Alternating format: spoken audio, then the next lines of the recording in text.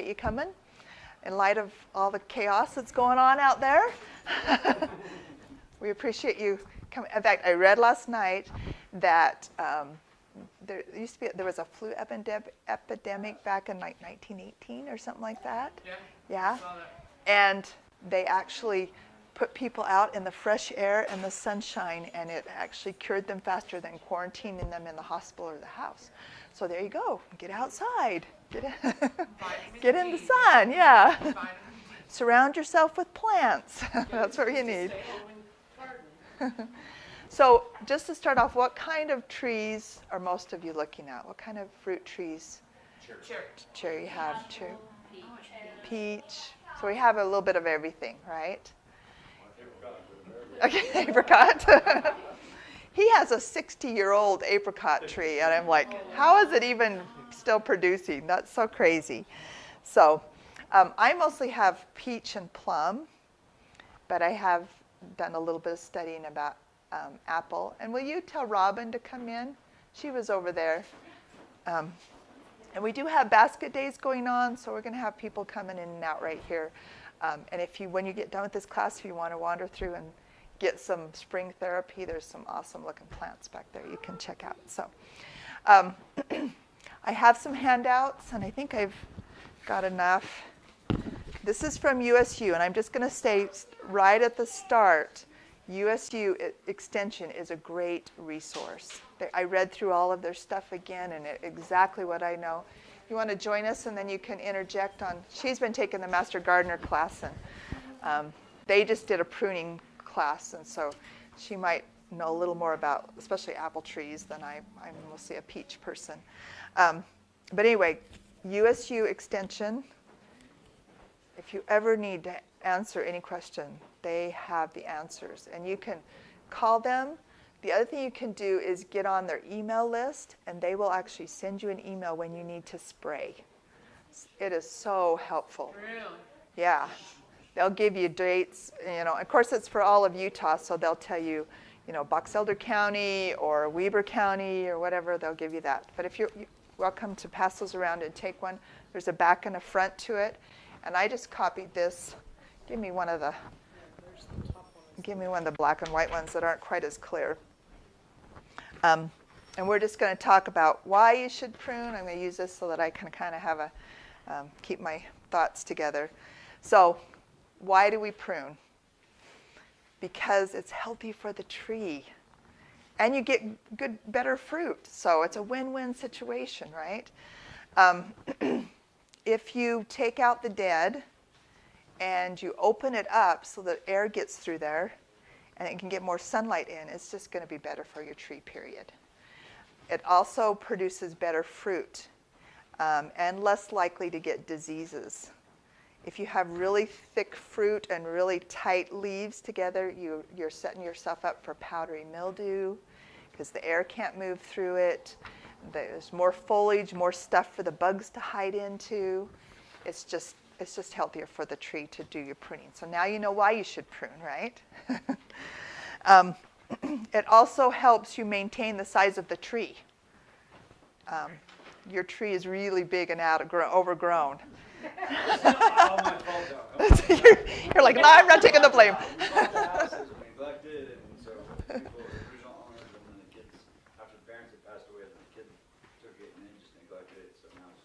Right.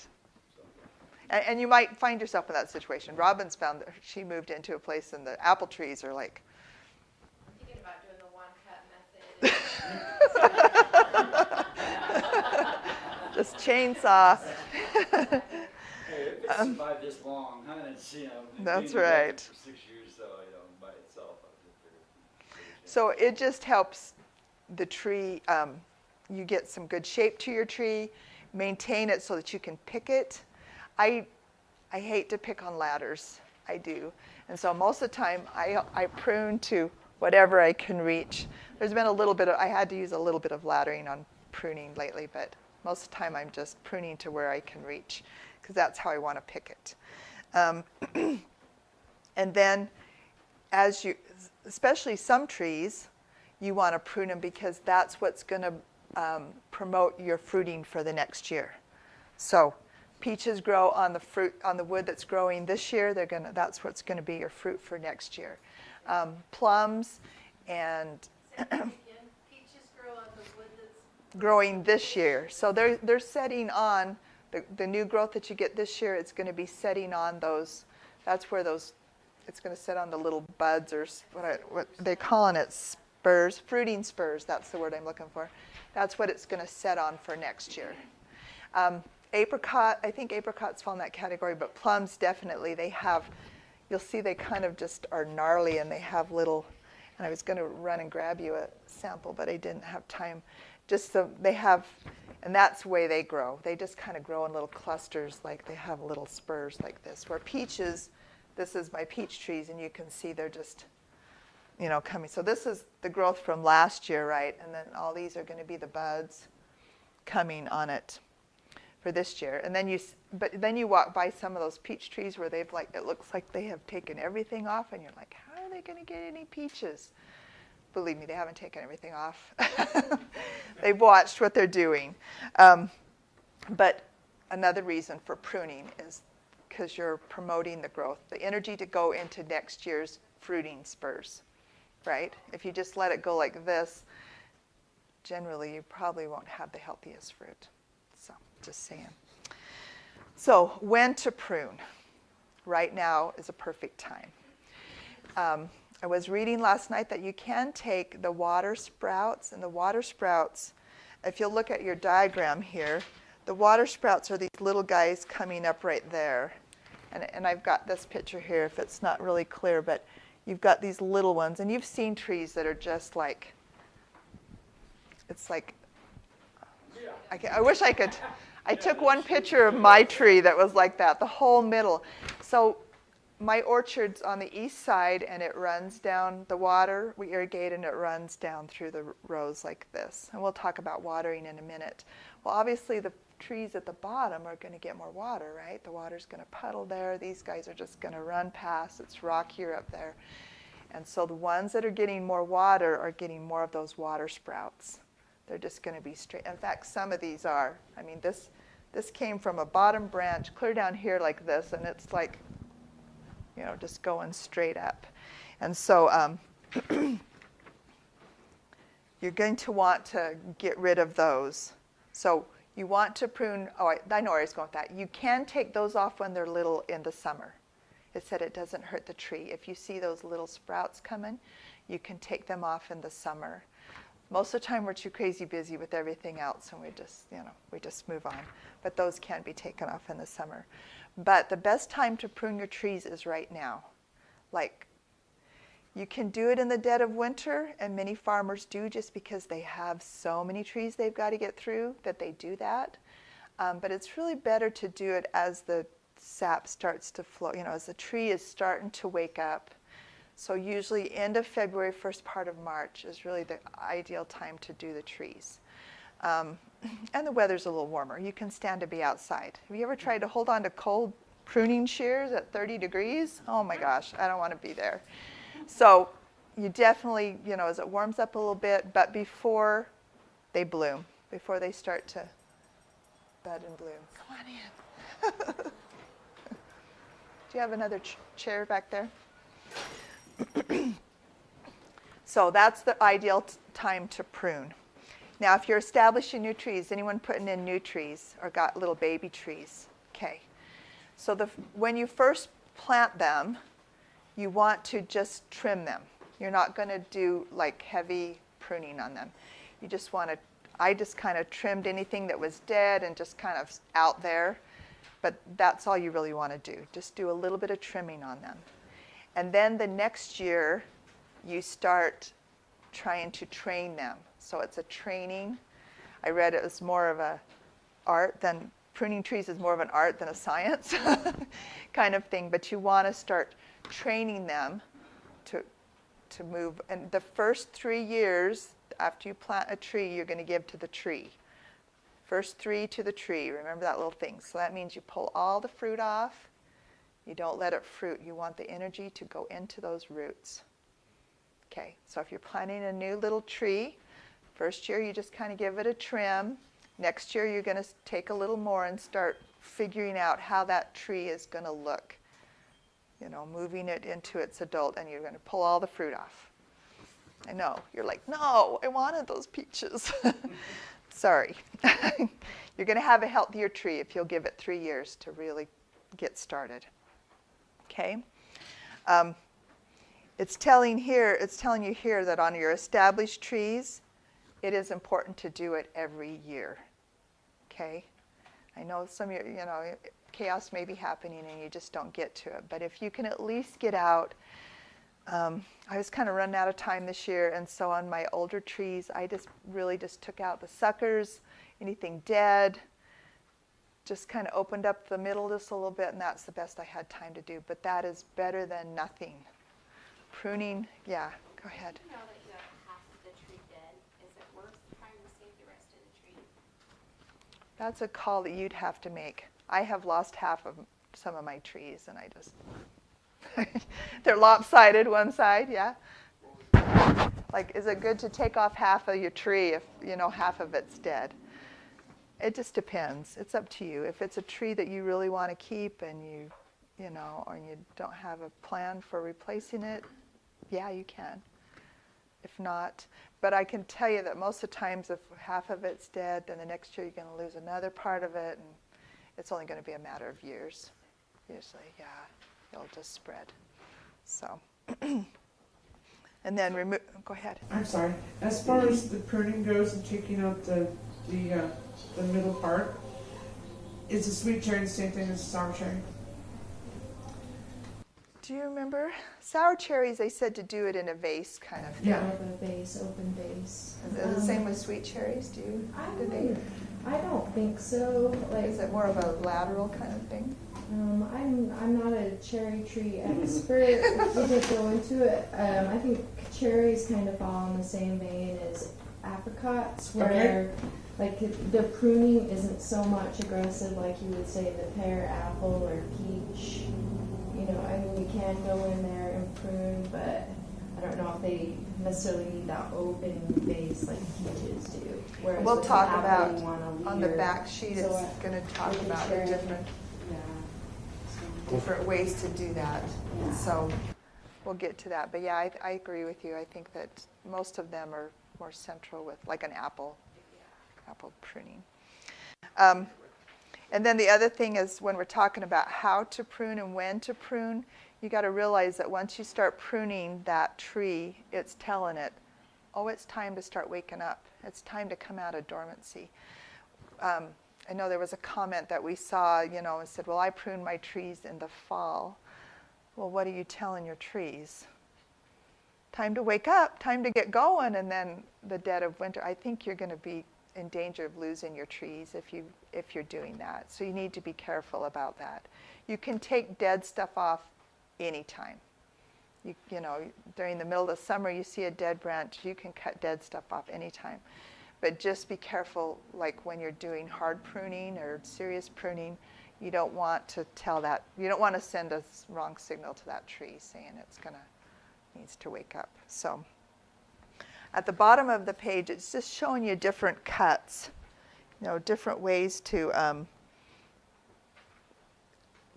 improper or proper. So I'm going to talk about that just a little bit here with some of these trees. And I brought my pruners. I'm going to show you the ones that I use.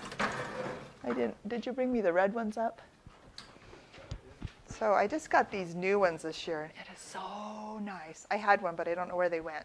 These are loppers, and they're a bypass lopper, and they can handle a pretty good-sized branch, more than my muscle can handle. And like I said, I generally just, get as far as I can get this way on my tippy toes. But yeah, they can handle a pretty good-sized branch. So you need, and brand new ones, oh man, they're the bomb. But you can sharpen them. You can sharpen them.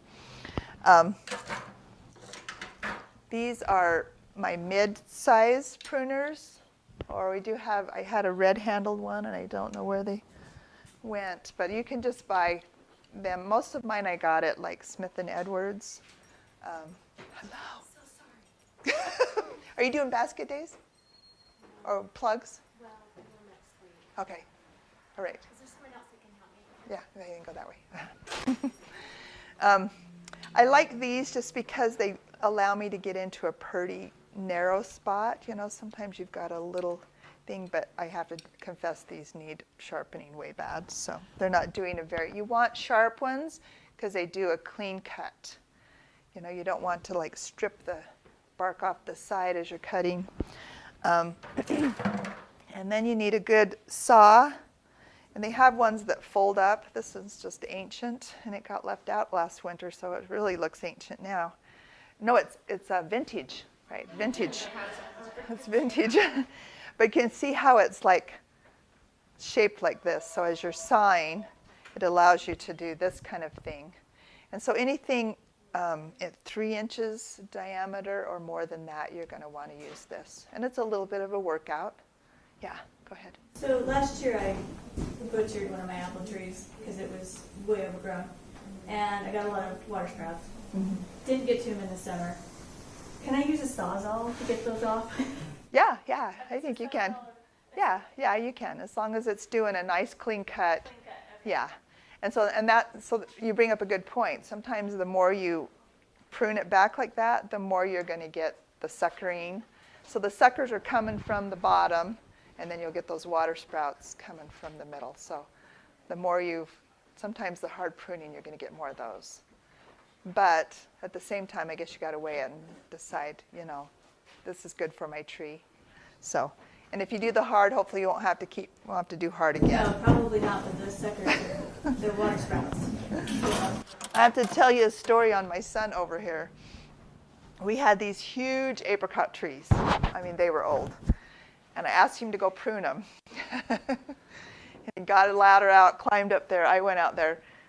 There was nothing left but huge, big limbs. I was like, Austin, what the heck? I don't think I had apricots that year, but the next year I did. It was good. And then these are just the small pruners that you're going to use. We do sell these. Felco is a really good brand. And these are just a knockoff of the Felco, but they've been really good. And then they've got the little locking thing. This will loosen up, and mine's gotten loose, and so sometimes you're cutting and it locks up and you're like, ah! So you can just adjust it here with the thing. But these are good. So I'm going to show you with these just because I brought some stuff. I got my trees done. Hooray! So this one was obviously dead, you can see. So you're saying, how do I know if it's dead? You can see that there's just no life there. And you'll find it's brittle. You can break it. You know, if you bend off the end, it's brittle. But you can tell the difference in the color, right? And you're not seeing any buds showing up there.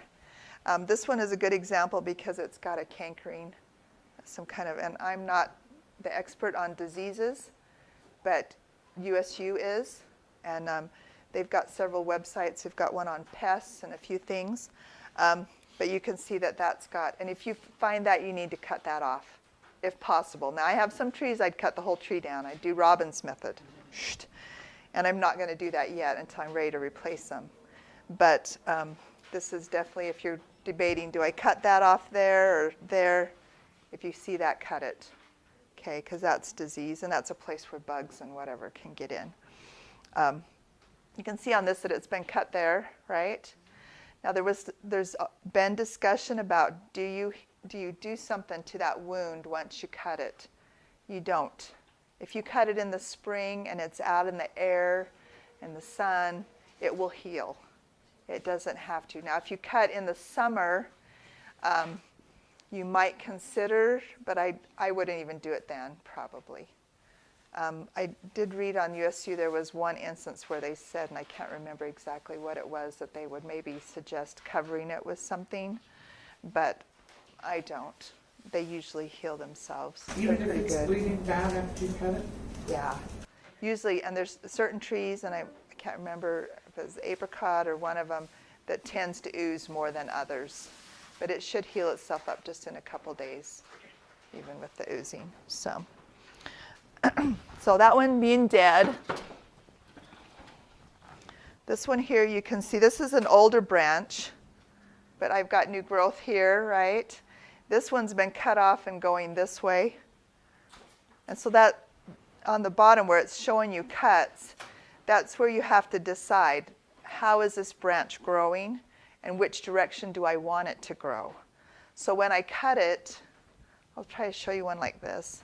So when I cut it like right up here, if I cut right like this, right next to that bud there, then my branches are going to go this way because this is the new growth pattern, right? And you want it to go up like this generally. And if you notice on some of the new pruning methods, they're really getting them to go up because they're actually planting their trees closer together.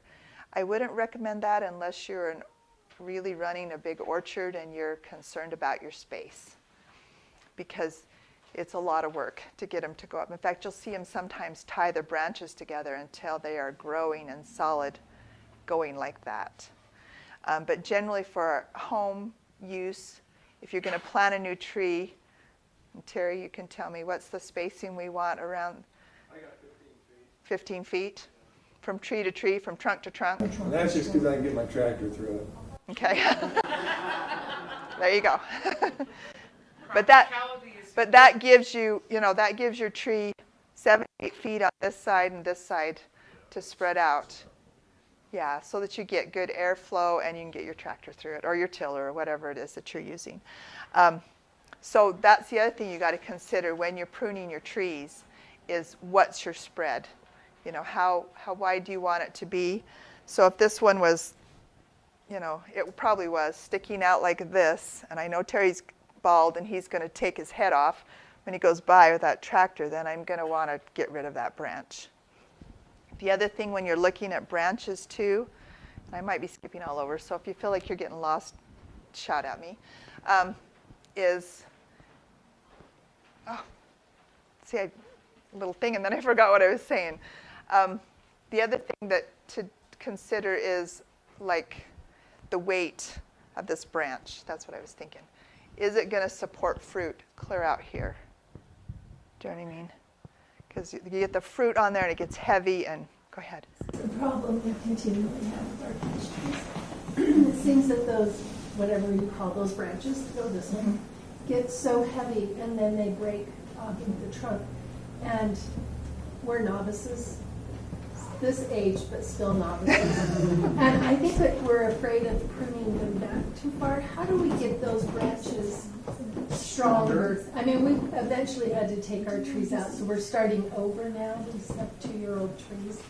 But still, the branch it gets so long. Right. How long should it be compared to how tall or wide the tree? I don't know if I have a recipe for that, but I usually look at the branch. So like if this branch was growing up and it looked pretty sturdy right here, I would cut it right here. And that way it would take all this weight off and this would go up more. So that if they're up like this a little bit more, they're going to be a little more sturdy than getting wide. Now I have some old trees that are really wide. And that concerns me because I'm like, how much weight are they going to hold, right? But if you can take, if they're sticking out like this, if you can take, you've got to train a branch to go up like this and take the wideness out of it, I would do that. How much of the new growth, like if I go out in the backyard today, there's, where do I just am completely lost? Like people say it should look like this. But if I trim everything down, where are the leaves going to grow? Oh, you would be surprised. You don't want to cut it clear back. I mean, you don't want to take more than 20 to 25% of the tree. Does that sound right, Robin? A third. You can go a third. Yeah, and you usually start, with dead, the water, the water shoots, and then just kind of go from there, and then just kind of trim what you want to keep. And if you have, like with one of my trees, it has a ton of water sprouts. So this year I'm just focusing water sprout, if you have an older tree like that. But going back to the weight too, you really want to, when you have a fruit tree, you need to thin in the summer because most of the weight is coming from all of that fruit. And even though it's painful, you have to go in and be really aggressive about thinning that out, and that will help have you better fruit, stronger limbs, you know, I think with the fruit production is where that heavy weight comes in, and when you do lose a lot of branches.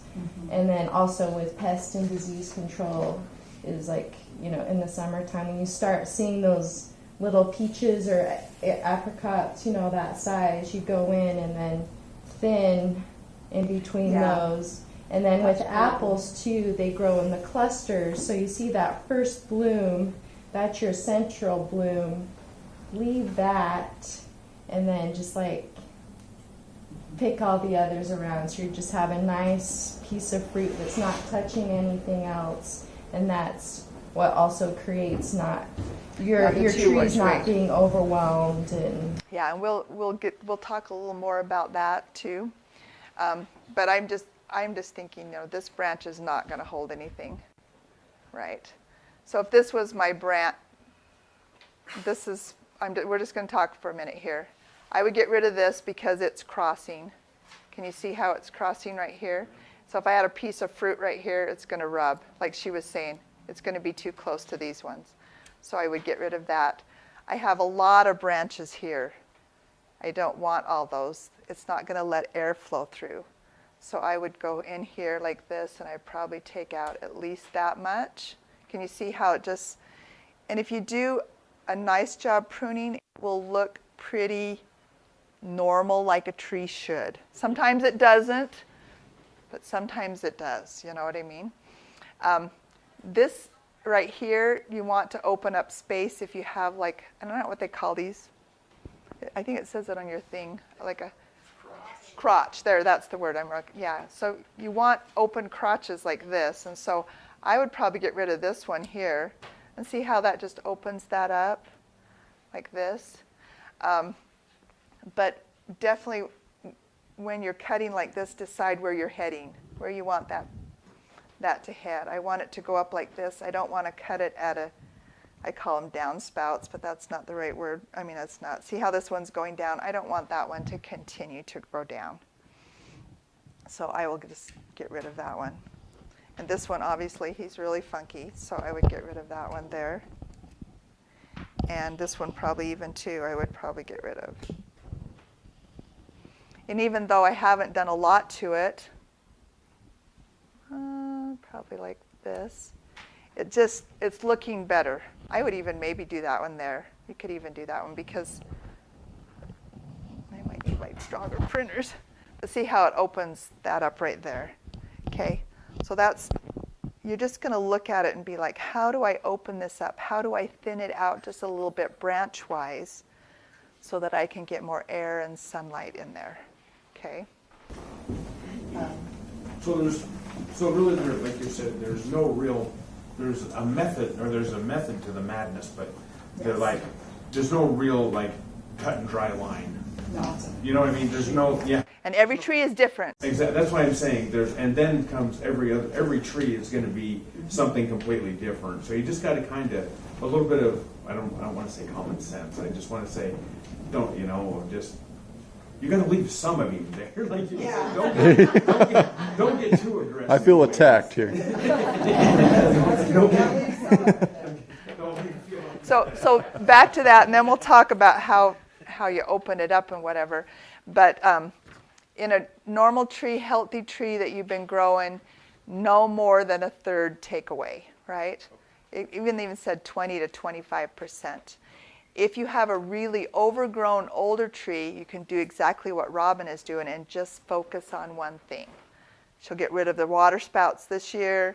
She might get rid of the dead stuff. And then next year she'll start reining it in a little bit more and take 2 or 3 years to get it back into shape or just start all over, whichever. So our thing, like our cherry tree that we have he's what, our 5 one. years? Yeah, we only have one, Cherry tree. but just one. But We he's planted like a bare root he's tree about to begin 5 with. years old now. But he was just a bare root tree. I mean, he was only like this big, and he had no roots. I mean, he was just like, you know what I mean? He only had just. But boy, the first couple of 3 years, we didn't know what he was going to do.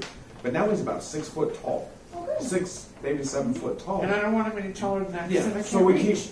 keep clipping him off to keep him down low.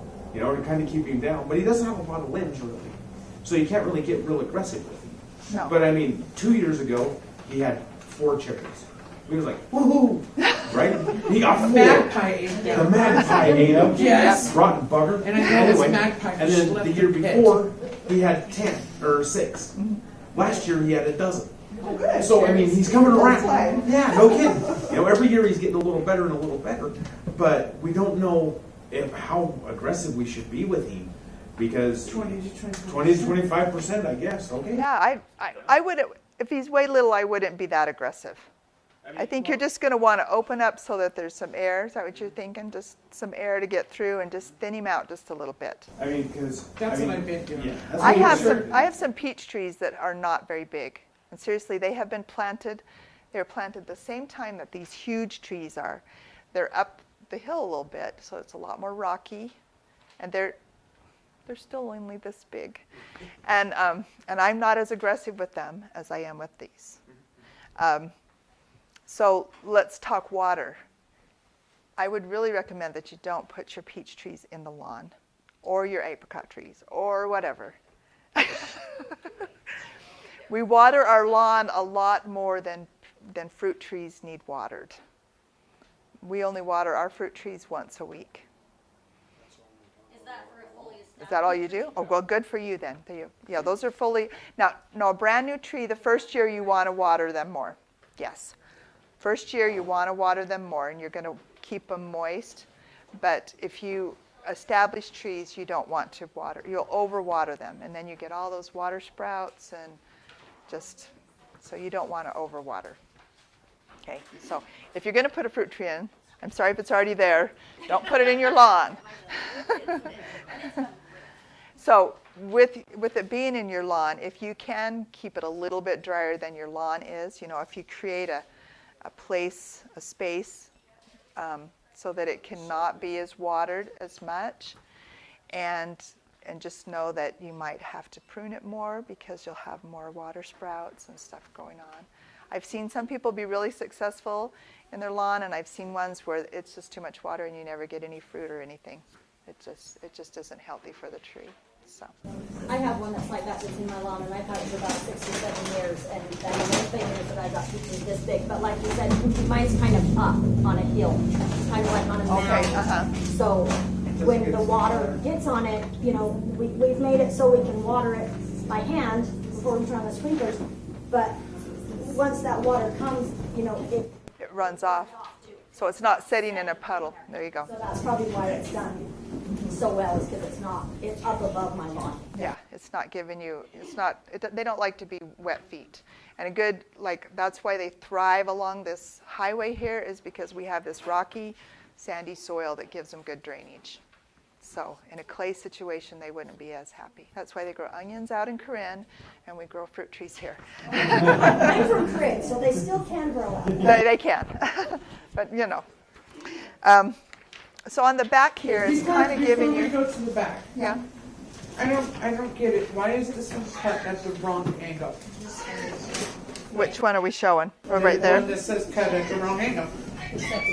The second picture. I think it's giving it too much. It's too much of an angle up there, and it's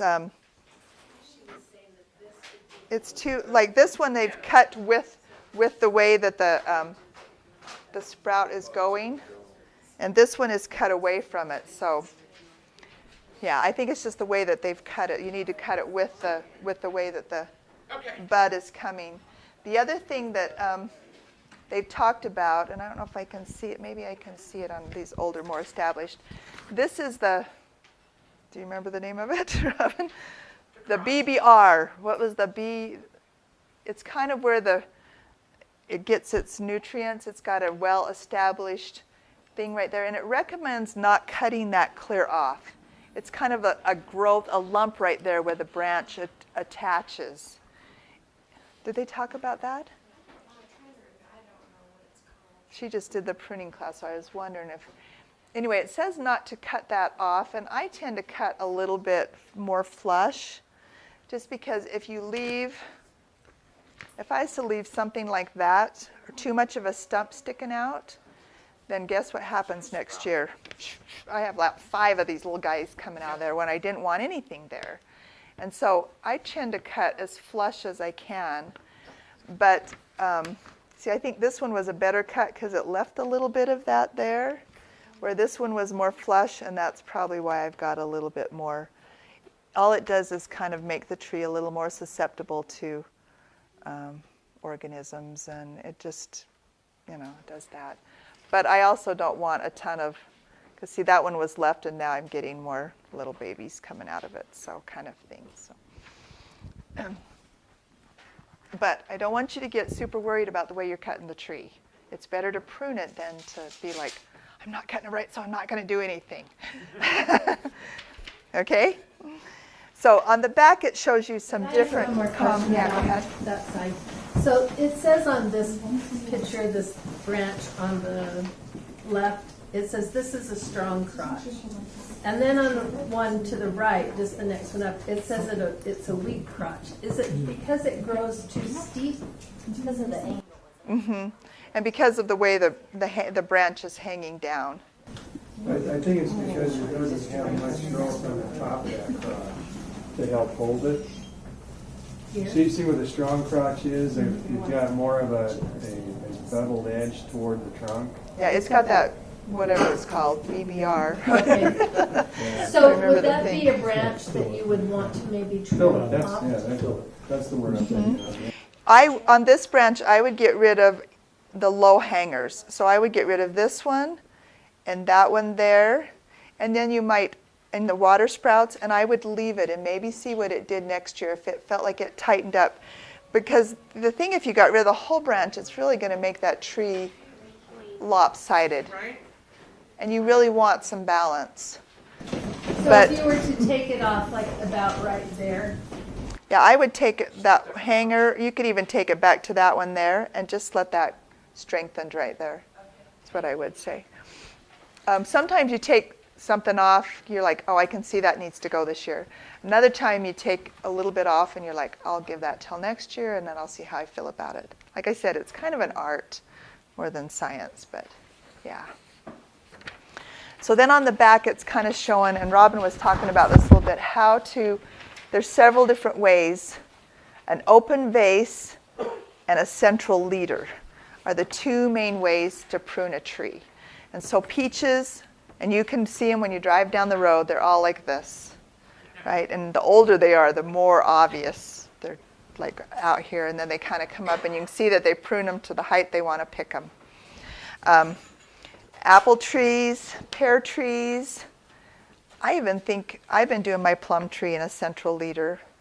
Some plum trees, especially like Italian prunes, should be in a central leader or a modified central leader where you're kind of just topping it a little bit so it doesn't get super tall, but you've got a main stalk coming through. Is that how? So you can see here they've got a main stalk instead of opening that all up. So when your tree gets to be its 2nd year, 3rd year, that's when you start making this happen. And you're like, I wouldn't want you to come look at my trees that I've started because they're so hard to get them exactly in that vase. My peach is in the vase shape, right? I might have one branch here and I have nothing on this side. So I've kind of, I start allowing some of them to go, and as they come, then I'll cut a lower branch off. Some of them are pretty good. I got 4 or 5. You want 4 or 5 on a peach tree or a nectarine tree. You want 4 or 5 good, sturdy branches, and you want that trunk to be, it can be 2 to 3 feet tall, somewhere in that range. I don't know on the apples, do they tell you where they want the bottom branch to really? I can't really say, but also, you may consider when you're buying a fruit tree, they're your standard size, which are going to be tall and, get like 30-foot spread.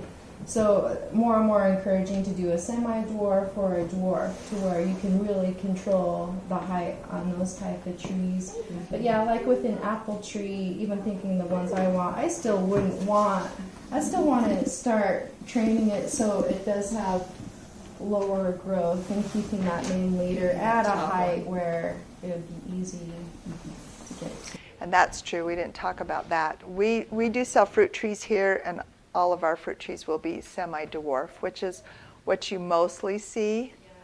Maybe the older trees, like your apricot or your apples, are probably maybe standard trees, but most what we sell is semi-dwarf, which means that you're not going to get the tiny, but you're not getting the 30-foot. You're going to be in the 15 to 20-foot range if just to let them go and not really keep them. But I'm obviously keeping mine at a 10-foot height, generally. So if the growth's too low and the deer help you prune the trees, does that hurt the tree? Not unless they're doing a lot of damage. I mean, even on my baby trees, because I have a deer path that goes right through my orchard on my, it's on my south side. And even with my baby trees, they weren't eating them, but they must have been rubbing up against the bark, and it did a little damage to some of the bark on my baby trees the first couple years, but they're still fine. Okay. I mean, they look a little, they're not as pretty maybe, but they do, it hasn't damaged them. Okay. Just checking, because our deer. Your deer. You claim the deer. 2 years ago, they ate my lilacs to nothing. Lilacs all the way to the And now the lilacs are beautiful. I mean, they're growing wonderfully, but I don't necessarily want them to eat my cherry tree. Right. I think it's mainly they just rub the felt off. Mm-hmm. That's what They're just rubbing. something to rub Okay. off of it. So you will find some damage like on branches, but you can just cut that off. Okay, Mm-hmm. You know. cool. All Yeah. right, thanks. We lived up in Paradise, and they would eat my plum trees up to as far as they could reach them, rubbing, or I don't know what they were doing. They're breaking branches off, but they never really. We had a little thing up there, but I've never proved it. Someone said hang soap from them, like the little bars of soap. And they didn't like the smell. I've never been able to prove that it really works. It wouldn't hurt your tree, but you know. So the open vase is the one like this, and so as you continue to prune it, you're going to continue to keep that middle clear, so that the sun can get in, so the air can movement. When you're doing the central leader or the modified central leader, then you're going to do more like taking out. Like if I wanted this, we'll say this branch here, if I wanted this to be more of this was my central leader, then I'm going to just take some of these out so that there is airflow, right, through there. And then just leave your main branches. And then a modified central leader means that I'm going to get to the height that I want it to be, and I'm going to take this off so that I've just got an open spot here up at the top. That's as high as I'm going to want it to go, and I'm going to control the branches from there. Okay? Take off that top, then do the sprouts start going? Yeah, then it will send the energy to these guys. Yeah. Does it cause? It shouldn't, but you could do it like I could do it right there, and then I've got one going this way and one going this way. So you could decide how you want that top to look by the way that you cut it at the top for that. So do you kind of want to wait until your tree is at a certain, do you want to wait until you cut that top off until your tree is as tall as you want it? I would. Do you know? I would do it. It does make sense. I would say that you would just kind of, choose what you want as a leader and just kind of let that grow and work from there. And especially if you have a newer tree, and then as it gets more established, then To the height you want it. start Yeah. controlling that. Yeah, I think that's where you want to decide how, is it here? Do I do it right there? So then I've got a nice, so it doesn't look lopsided at the top, and I don't get two, like you said, two tops that look like they're the top. Yeah. Yeah, so like that. That would definitely be good. Okay, so you said that some of your trees are lopsided because they don't have any growth on one side. Is there any way to increase growth on that side that doesn't have any? That's kind of a stupid question. Yeah, no, it is a good question. It's a really good question. So as you start to get branches coming out like this, you're just going to leave a branch. you're going to try to leave. I've had some that I've just, and it looked dorky back when, because I got big branches over here and I got this itty bitty little guy over there, but I'm like, grow, you know. And eventually, hopefully it will even itself out. I've noticed a few look a little more fuller than, you know, but yeah. Okay. Oh, too, if you do have newer trees that you are establishing, they do have spacers, branch spacers. So if you have some nice branches and you want to create that space and make them grow a certain way, they do have ones that you, like wood spacers or something, you can put in between the nice branches and leave them there for the season. And it will push it. Training and giving that space and establishing that way. So that's another way of being able to really control the growth and create that nice space for your tree. And like I said, I've seen people even tie. They'll take ropes and tie them from branch to branch to branch to branch to get them to train, which is weird to think that you could do that, right? You're like, it's grow and it should go that way, but you can train it to be a shape that you like. Pears just grow more up, straight up. I think they do. I think they do a little bit. I have taken string and rocks and tied it on the branches to create out just a little bit. To open it up a little more. It did. Well, that's good. It did. That's interesting. Yes. We have a peach tree that we didn't prune right, so it had the central leader and obviously got too heavy. And we propped it. We thought we had it, everything okay. We thinned it a lot, really. We thought aggressive, but not aggressive enough. And so we had one really late windstorm come through and just take that whole central branch out. So now we have a stump that's about here and then one branch. So how would you suggest, I mean, it's a fabulous tree. It has the greatest peaches. It's about 6 years old. 6 or 7. And it's been very healthy. We cut it off so it looks, I mean, it didn't scar bad. It doesn't look like it got any kind of parasite in it or anything like that. We pruned, you know, it looks good. Other than, yeah. So do we just aggressively prune back that one branch? You have a comment? I was just going to say you could actually experiment with grafting. Yeah. Is that what you're doing? Yeah, if you want to try grafting something, it might take a few years to actually get some more shape to it if you were just to let it go. Years to do whatever to it. Yeah. You know, I mean, the damage is done, so. But you could try grafting. There's awesome way. I don't know a lot about grafting, but I'm sure Worth a try. I mean, you're worth a out. try. If you're out to save the tree, the purpose is to save the tree, then perhaps grafting might be a way to go. Yeah. Okay, good idea. We had some baby trees that we planted and they were looking so good. In fact, of all my trees, they were taking the nicest shape and I was so excited. And I've pruned them, I thinned them, and they were loaded. We went river rafting in August and they came home and there had been a windstorm. Really, there was just a stump left. They're far enough along that I was able to save the peaches. They continued to ripen and I picked them. But that was the saddest day, just to see all of those branches laying on the ground. So even as hard as you may try, Mother Nature sometimes wins. So, yes. So that's kind of a little bit about how to train them into that shape. So my theory on pruning is just to do something. So first start by getting rid of all the dead, getting anything dead off of there. And then get rid of any of the low hangers, anything that's pointing down. And you would be surprised how much happier the tree looks if you get rid of all those. I had someone else prune my trees last year and I was so unhappy because everything was just, I had branches hitting the ground. I'm like, what the heck? Anyway, so get rid of anything that's pointing down. Get rid of any of the water sprouts or the suckers along the base, water sprouts just going straight up. If you'll at least do that much, your trees will be a ton happier.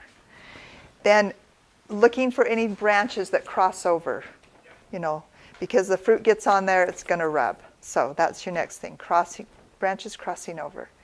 And then just opening it up. opening up the middle, opening up. If you got a cluster of branches, take a couple out so that you've got here and here, and you can see, and you can look at it and say, I can see that the sun can get in there. I can see that I can get air movement through there, so I'm not going to get as much disease. If you'll at least do that much, your trees will be a ton happier. And then you can also bring it to the height that you want to control it. So those are really the basic principles that I use as far as pruning trees. Anyone got any questions on that? Then we'll talk a little bit about spraying and thinning and a little more of that stuff. So spraying, right now, within the next week or two before the buds break, you want to put dormant oil on there. And we do have some dormant oil here on every fruit tree, even peaches, any fruit tree. You could actually do it on your ornamental trees if you want. It will not hurt. It is just an oil that suffocates any of the bugs that decided they were going to survive the winter. And guess what? We did not have a cold winter. So the box elder bugs are already like moving around. So. We never had any days below 10 degrees. No, we didn't. Most time below 20. So you're going to want to put dormant oil on your trees. And like I said, you could do it on your ornamental trees too. I don't think it would hurt them. Doing it after you prune or before? I do it after I prune. And right before bud, before they start to, when it starts to swell. So I could do it any time now. Now that they're pruned, I could do it any time. You really want to coat the trunks and the bark area because that is where where they've wintered over and stayed. Yeah. I mean, you can hit the whole tree, but definitely coat those. So from the ground up then? Yep. Mm-hmm.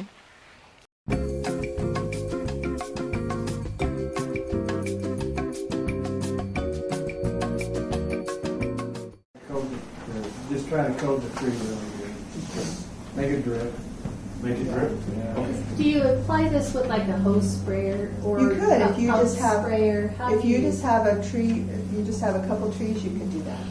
I have 50 some trees, and so we generally have a tank that we put on the back of our four-wheeler that's battery operated, and that's how we spray. But just in a regular backyard garden setting, 3 or 4 trees. Just use a It's pump one of sprayer. those things. Oh, a pump sprayer. Pump sprayer, or you could use a hose-in sprayer. Okay. The oil is mixed with the dormant oil. grab Yeah, grab one. I was going to bring that. Will you bring a copper fungicide into? What's the cop one? Bring the copper one in. You can use, it's mixed so it kind of keeps mixed. It's not like oil and it gets really clumpy. It's got what am I looking for? A penetrator, emulger, a sticker spreader kind of thing in it that makes it spray. Also bring a triple action in. We're going to grab those. I'm going to grab those early. The other thing that you can do with your dormant oil is you can do this liquid cop. You can do a copper fungicide, and that's going to help prevent any fungus that's growing. Okay, and you don't have to use this one. There's other ones, but a copper, and it's more of a natural based. It's not. You can go out there and get serious spray too. The ones that they spray in the orchards, the farmers have to have an applicator license to buy those.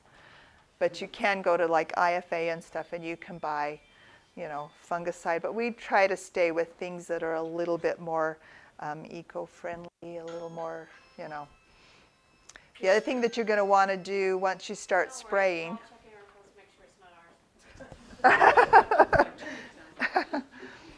So the dormant oil you're just going to want to spray right now, and you want it to be 45 degrees or warmer when you spray, and it would be best to do it when the wind's not blowing.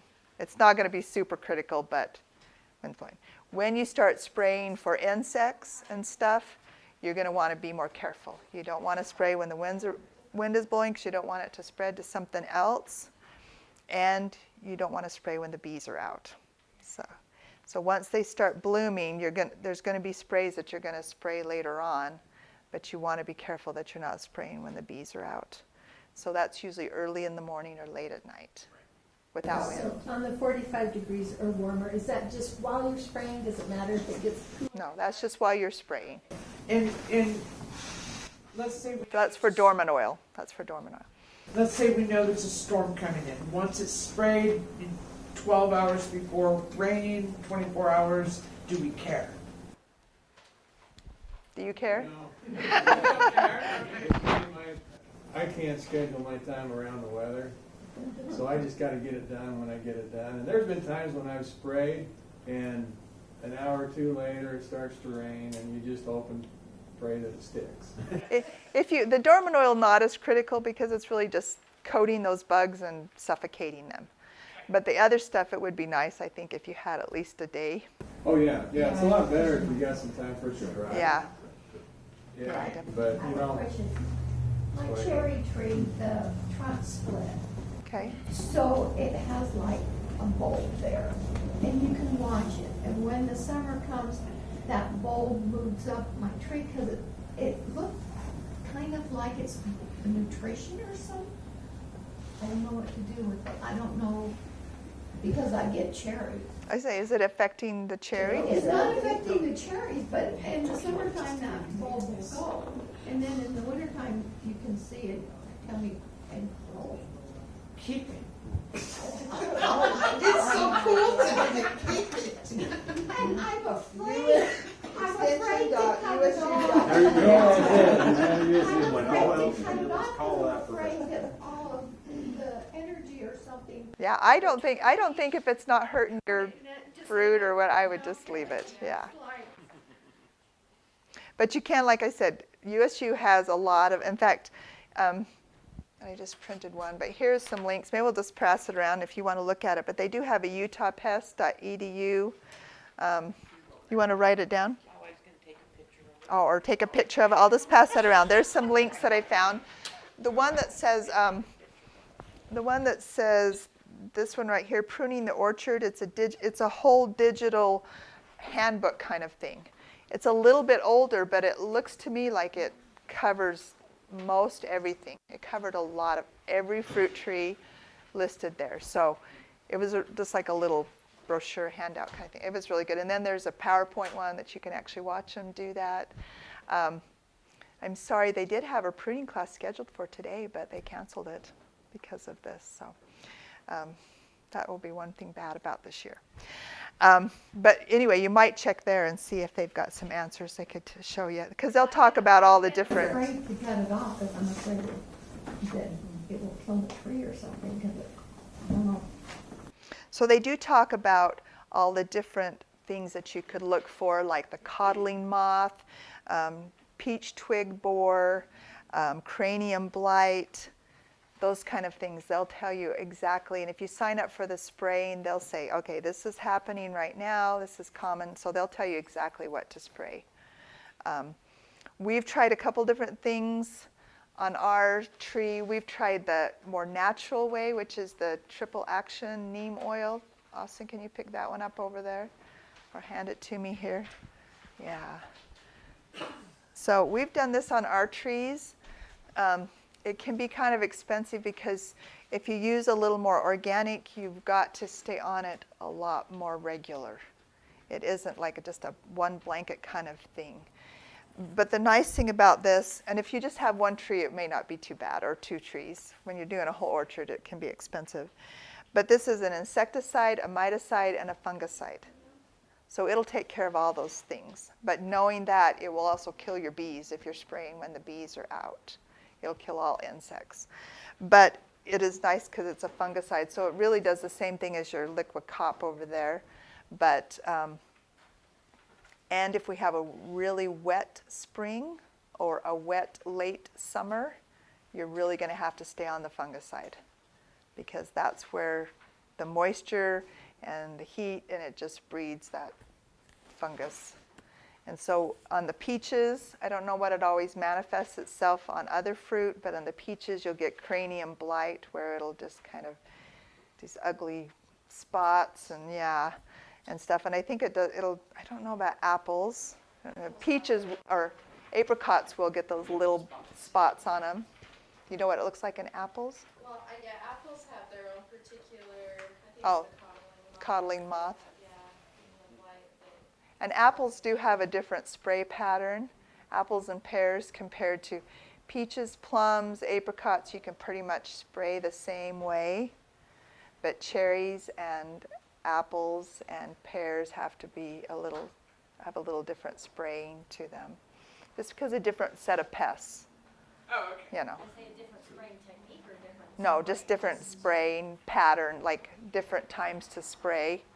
You know, all of them take dormant oil, but you might have to have something different that affects the codling moth or those kind of things. We We get get these almost little every year, we get black, these, yeah. white things. And it makes the those leaves are curl leaves all almost up. tighter than That's tight. it, That's what I want. This will take care of it, yeah. When do I apply that? in the morning. No. In the morning.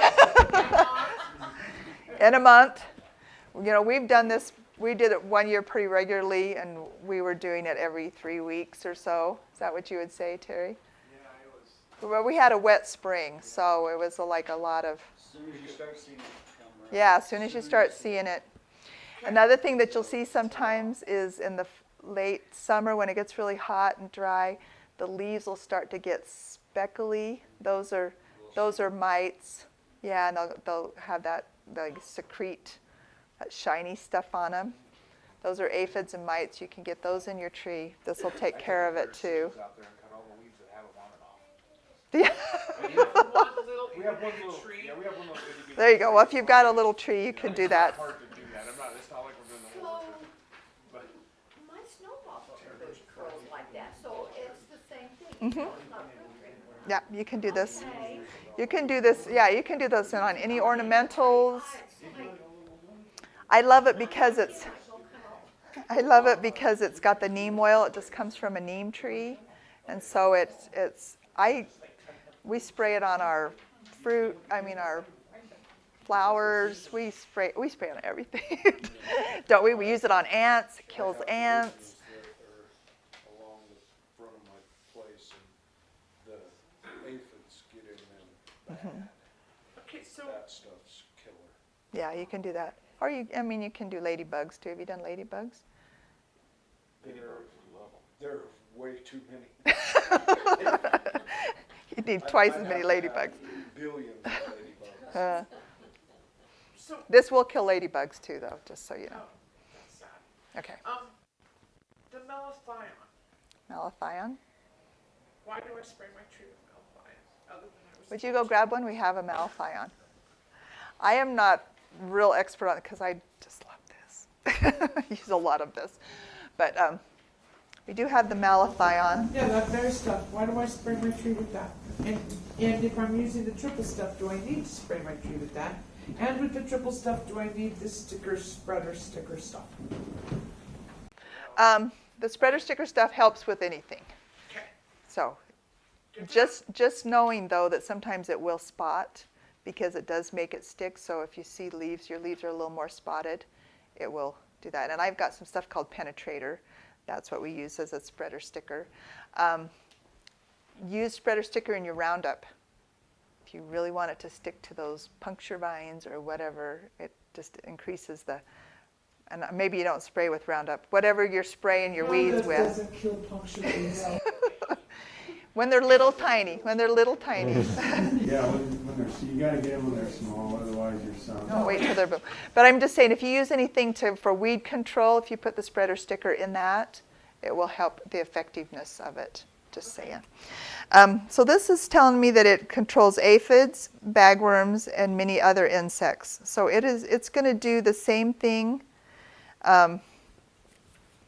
Supposedly it's triple action. It's an insecticide, but it's probably going to not be. It's going to be a little bit stronger. It's not going to be as, that one you're going to have to do more regularly. This one you're probably going to be more like, I can do it and not worry about it for a while. Okay. A little more serious chemical. Wouldn't get it on you. Be a little more careful with your use of it. The neem oil, I've got it on me. It doesn't hurt me. It doesn't hurt my pets, my kids. I spray baskets with it sometimes, and it drips on me, and it doesn't hurt me. This one, be more careful with. Yeah, this is, and there's a lot of more stronger stuff out there. There's some stuff, I don't know if I'm saying it right, Captain? Have you heard of that before? Yeah, and it's an insecticide or is it the fungicide? I can't remember. I was reading last night. Anyway, there's things out there, and like IFA and stuff of those places will carry them. I don't always carry them just because I'm trying to promote a little healthier environmental kind of stuff. So, but there are stuff that can really do the job, and you just have to do it once and you're done. And that's what you want to do, great. Yeah, we've used the malathion and we still get those stupid black little mite dings. So And you might have to do. The dormant spray. Maybe that's where I need to start. Yeah, because that starts. And you might have to do it more than once. Once isn't always going to take care of the whole season. Right. Let's talk a minute about fertilizing. You should fertilize your fruit trees once in a while. It's not like you don't have to do it every single year, but if you want to, you can. A strong on the nitrogen. I've used other things that have, so your numbers across the thing. Emily's grabbing all my stuff there. Fertilizing your lawn, then you probably maybe don't. Yeah, you probably don't need to worry about it a lot. So I'm just going to show you this. This is an all-purpose that we sell here, and you could use this on your trees. It's a liquid base, but generally on my trees I use a granular. But on these numbers you've got, and you have to help me remember because I may not. First number is nitrogen. And in our soils, that's probably the thing that you need the most of. And so when I first started doing fruit trees, the guy that told me and helped train me how to do it, he just told me to get something with like 1600. So he just told me to get just a straight nitrogen to go on there. Now, if you had a 16, 10, 10, it's not going to hurt the tree. You're not going to hurt the tree. But the nitrogen is your important number for your trees, okay? So your middle number, Robin, Emily, phosphorus, and then potassium, right? So the middle number is your rooting and blooming, and then this last number is just your overall health. And so most of the time you'll see, so this one you can see is stronger than nitrogen. These guys, the liquid is a foliar feed, and so you can put it in the ground, but you also would put it on the leaves so that because it sucks it in. The granular, what I do is just take my old trees, my big trees, I take a quart jar of granular and I just sprinkle it around the base of the tree right before a rainstorm. And then the rain will. Every time? Once a year or once every other year, because if I do that a lot, I'm going to get a lot more growth. I'm going to get it. How much pruning do you want to do? Yeah, how much pruning do you want to do? I only have one cherry tree. But this is a great product for your ornamentals too, and everything, and you can use it on your fruit trees too. Some things you want to be careful if you're using a systemic. If it says a systemic insecticide, don't use that on your fruit trees because you don't want to eat that. So, but this stuff is safe and even the neem oil, you can use it before you eat the fruit. It's not going to hurt you. You probably want to give it a lead time just to be safe, but it's not going to hurt you. So, yes. Your trees are in the garden area. We have a very big garden area, and I hate to pull weeds, so I buy gallons of cream and stir it in that dirt. Is that going to hurt my fruit trees? No, that shouldn't hurt your fruit trees. It's a pre-emergent. Yeah, it'll stop the seeds from germinating. Mm-hmm. So we sell some here. Only ours is a Galleria is the name of it. And we put it out around our greenhouses and whatever. You can even do it in your vegetable gardens once your vegetables have come up. Just don't throw seeds down and then put it down because it's not effective. You're defeating your purpose. Okay, now let's talk a little bit about, let's talk about the life cycle here. So we've got pruning in March, okay? And your dormant oil right after you get done pruning, okay? And then you're gonna bud, it's gonna bloom, and your fruit is gonna start to set. Usually May-ish time, lots of times they'll tell us to spray again, probably a fungicide, depending on what the weather's been like. So if we're getting a lot of rain, we may spray another fungicide. Like I said, I'd really recommend them. you sign it up and they'll give you exactly what you need to spray. And then in June is when you're going to want to do your thinning. And then by that time, especially this year, we're going to be a little bit early, I think. Your peaches and your stuff you're going to see them about this big. Your stone fruit, your bigger stone fruit. Your cherries, I don't know size-wise, they'll probably be. And cherries, I don't know. You really don't have to thin them, but some years they're so heavy that I don't know if it would be wise. We have thinned them. The birds will take them as soon as they're ready. Yeah. So I work for Grammy's fruit stand down here, and we do cherries down there, right? I'm not involved with the whole growing process, but I do know that one year they did thin cherries because they were so thick on there. And when you get really thick, then there's no air movement, and so we ended up with crops of powdery mildew in our cherries. So the next year, he had his thinners go in and just pull a few of them off, just to open them up. We had a cherry tree, and every year it doubled in its production of cherries till the last year that we owned that house. That 8 years the cherry tree was in, we had 30 pounds of cherries. And if you just trim the tree and open up the space with the cherry trees, you don't have to make a direct form. It's just opening up the space to create the airflow. And as long as you do that and you're trimming off You should be okay. you shouldn't have too much overflow with the cherries. And the cherries come on spurs in clumps. So if you were to break off that whole clump, you're not going to get any more cherries from that. Every Okay. year it goes off of that spur.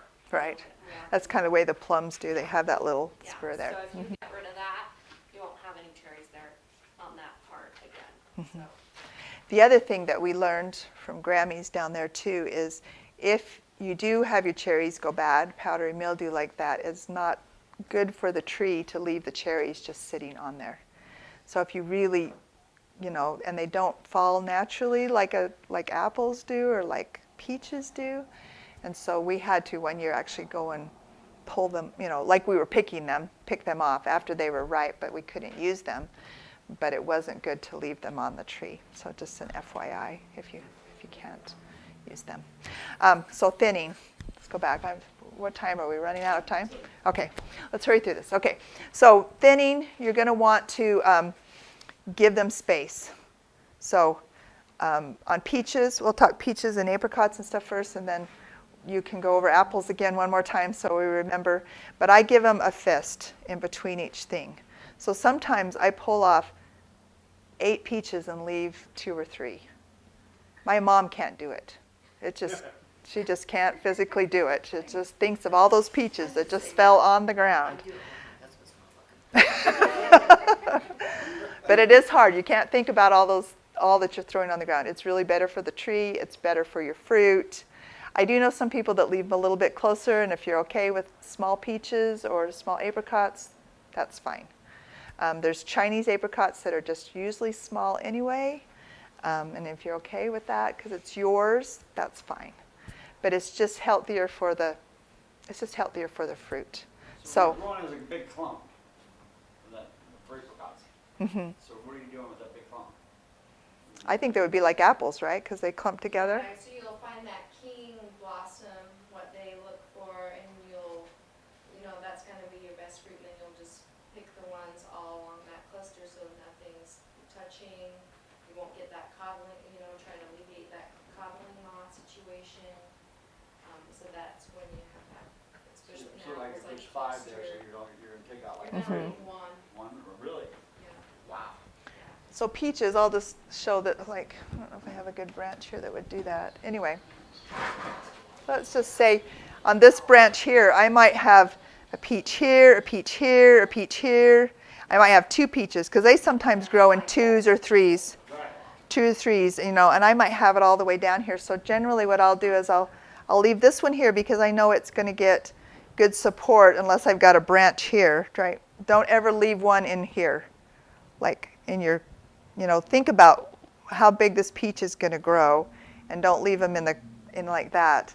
So I might leave one here, and then I'll pull, and I'll leave another one here, pull, and I might leave one here, but I won't leave one clear at the end. Sometimes they're clear at the end, but I know that that's not going to support that, right? So I might, on a branch like that, I would leave 3. I might just leave 2 because I'm pruning for big peaches. My customers want big peaches. So I usually start at one end and then leave one, pull, leave one. And then you'll see some that are 2 together. If you've got the time and you want to save the bigger one, go ahead. You know, if you've got the time to thin like that.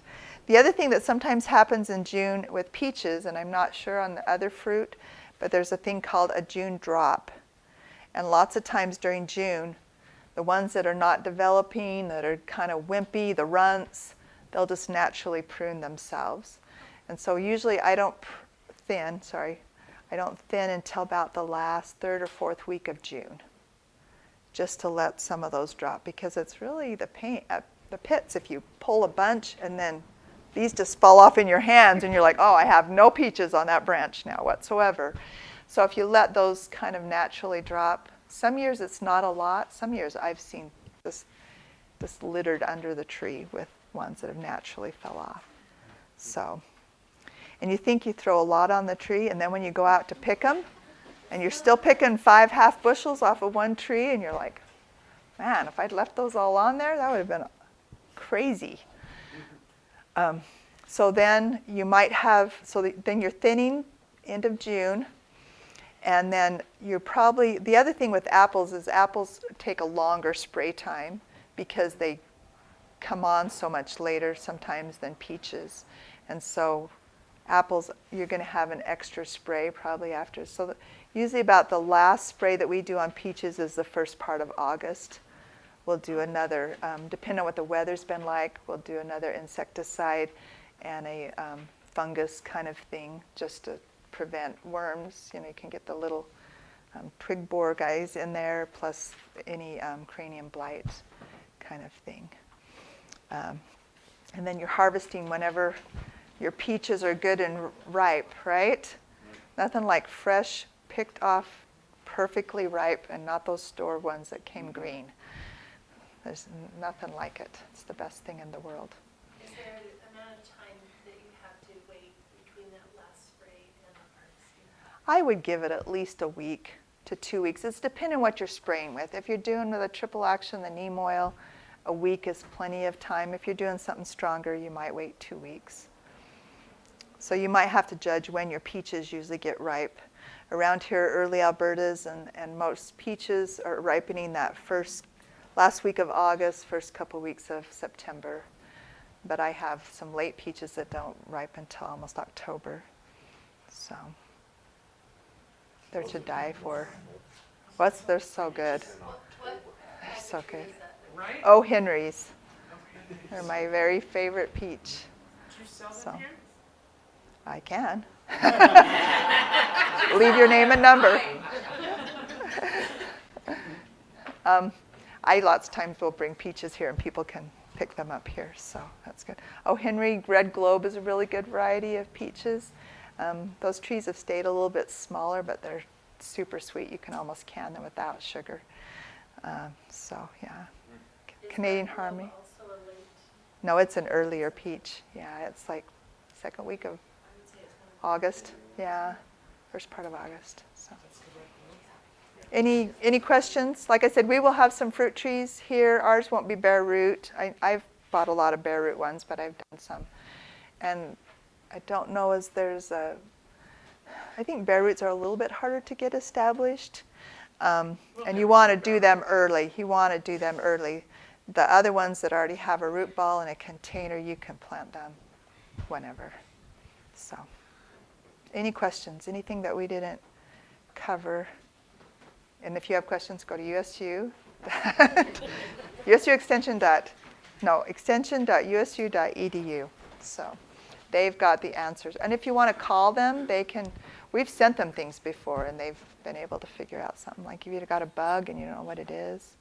They came to our house one time. They're super good about that. Yeah, they're really helpful folks. So, any questions?